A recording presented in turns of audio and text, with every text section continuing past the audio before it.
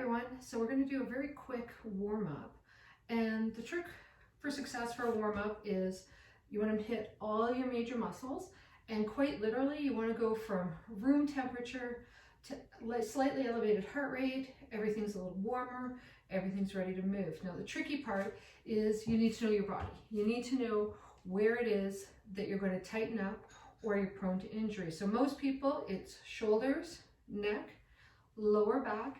If you're a runner, it can be your IT bands. So the best thing to do is a dynamic warm-up that hits all those spots. So I'm going to start nice and easy. Just going to do an inchworm. So I'm going to bring myself down, drop those hips so it's nice and flat.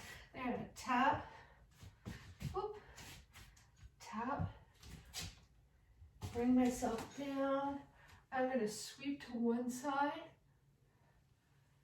sweep to the other. Walk it back up.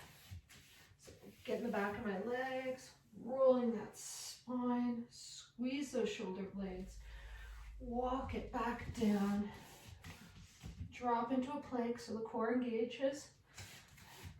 Back into a down dog with a shin tap, so I'm getting those calves and hamstrings.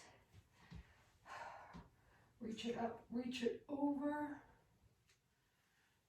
Reach it over, getting those lower back muscles warmed up. Back into my plank, back into my inchworm, bringing it up. And this is just a nice little sequence.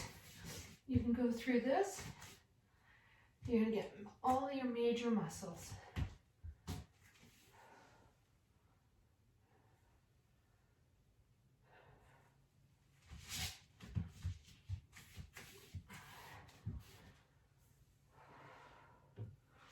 So that's a nice example of a nice dynamic warm-up.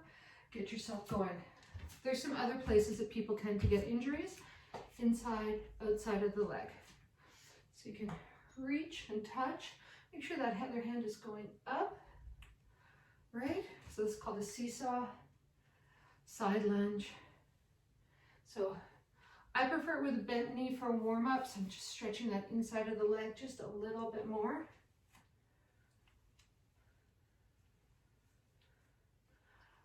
For me, I tend to be a little tight in my IT bands. That tends to be my spot.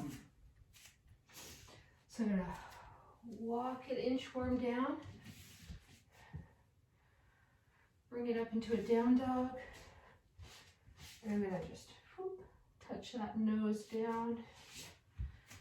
Down dog.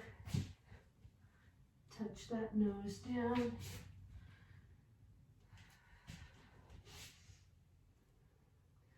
So with stretches, because you're listening to your body, some of you might find, no, you need to hang out here and really stretch that area out with a bit of a static stretch.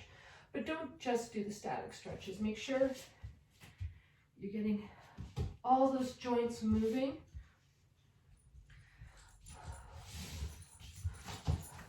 Our joints are encased. They've got little bags around them, and inside that bag around my joint is called synovial fluid. And what happens when I do these big movements is those joints actually get lubricated. Just like an engine with oil, you need to have oil in your engines in order for everything to move smoothly. Same thing with all our major joints. We need to have that synovial fluid moving around. So when you find that if you're sitting for a long time in this position, those hips are going to need a little warm up. Here's a great one. You're on your hands and knees, lift it up, circle, and circle. Take it to the other side. Circle and circle. Now this is one that seems, you're going to see it on almost all of my workouts. It seems like a nothing move, just feels good. It's the cat-cow. So chin and tailbone and tuck it in. Lift everything and tuck it in. The reason that is such a popular one is not just because it makes our spines feel better. We tighten up these muscles in our hips and in our lower back. A lot of us start to compress as we age. We lose that space as we sort of shrink. People talk about shrinking as they age. What's happening is our vertebrae are actually getting closer together. And when that happens in the lower back, with combinations like car accidents, arthritis, sedentary lifestyle, this can be quite a source of pain for people. And just that little flexion of putting up the tailbone, lowering it, just getting that rounded shape is going to do you so much good in the long term. So if you could add just one stretch, it would be this one. That taking care of your spine is key to aging well and gracefully, which is something we're all hoping to do. And I hope this warm-up helped you out, and I'll be throwing a new one in every week. Pick your favorite. And if you need a certain area stretched and we haven't talked about it, fire off an email, text, call me, and I'll help you out with that. Have a great week.